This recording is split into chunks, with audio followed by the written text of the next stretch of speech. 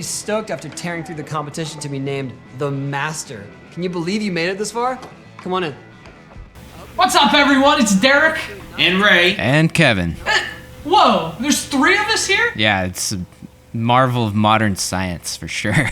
We're the 3 Musketeers. We gotta stick together for these things. Alright, so we're here today to play another game that requires a big, bulky plastic peripheral. This is Tony Hawk's Shred for the Xbox 360.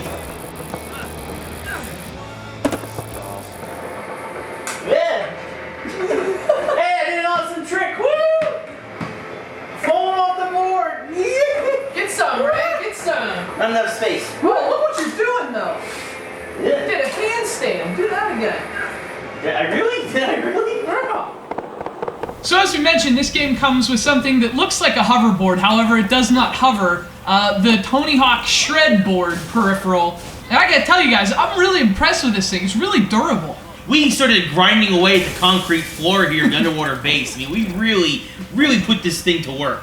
Yeah, I'm kind of surprised that we didn't break it, honestly. Or at least that we didn't break ourselves. Yeah, it was a little bit slippery, but... You beat the hell out of it. Yeah, I did my best. You know, we got to test this thing out and make sure it's safe. We're looking out for you guys.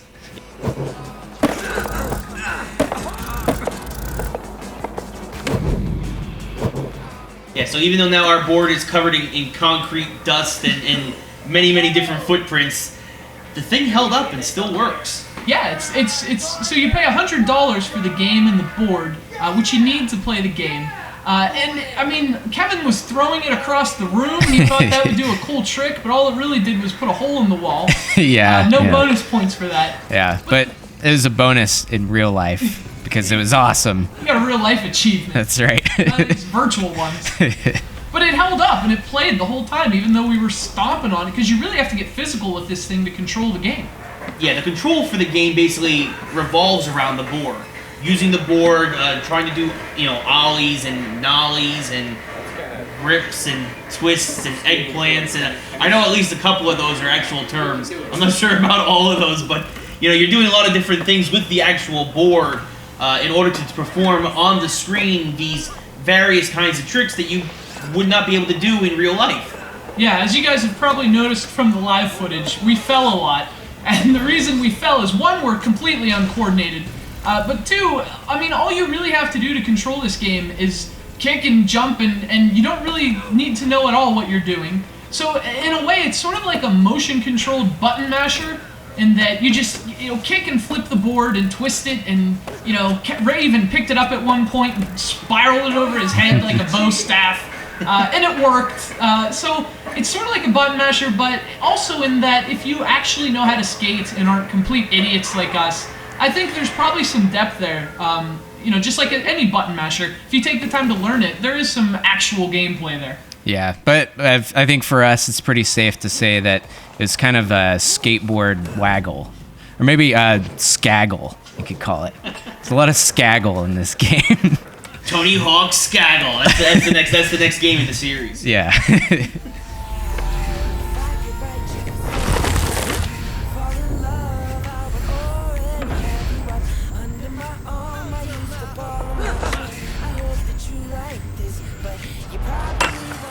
One thing about this game is that we knocked it a lot for not really knowing a lot about skateboarding and the controls and whatnot, but there is something that's nice about it, is that if you are a skateboarding amateur, there's a lot of tutorial videos to kind of tell you what an ollie is, what a manual is, what these different moves are that you're going to try and perform. But it did get too kind of tedious after a while because we kind of picked up on it pretty quickly, and after every time we screwed up, after every failed mission, which is going to happen in this game. If you're not a skateboarding pro, you will have to do some missions over. But there were so many videos coming up that you felt like you were watching TV more than actually playing the game. It also sort of becomes kind of restrictive, and you're constantly being told what to do, how to do it, and that sort of also bleeds into the setup of the game. The game sort of forces you to play certain modes and certain objectives, where all we really wanted to do was just free skate and have a good time, but Kevin had to do these 30-second missions, and we had to do things we didn't want to, and that's pretty frustrating up front when you just start playing a game. If you're really into skateboarding, it's not a bad pickup.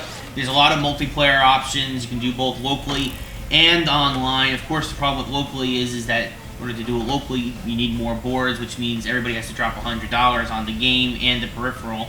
But you know what? As a skating game, if you're just looking to just goof around and just get your skaggle on, this isn't a horrible pickup. But personally, I prefer Shawn White. That's just me.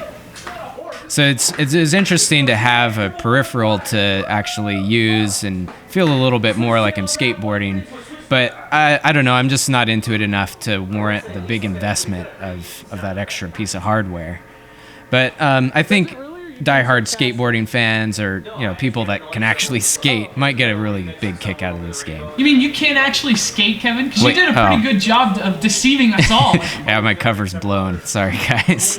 Yeah, it's a great. I would say it's a great skateboarding game in sort of that new school skateboarding style of it's on rails. You move forward by yourself.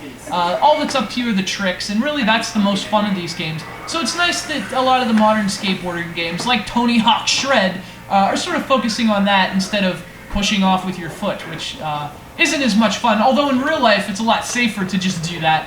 But who cares about safe, especially when we have concrete floors?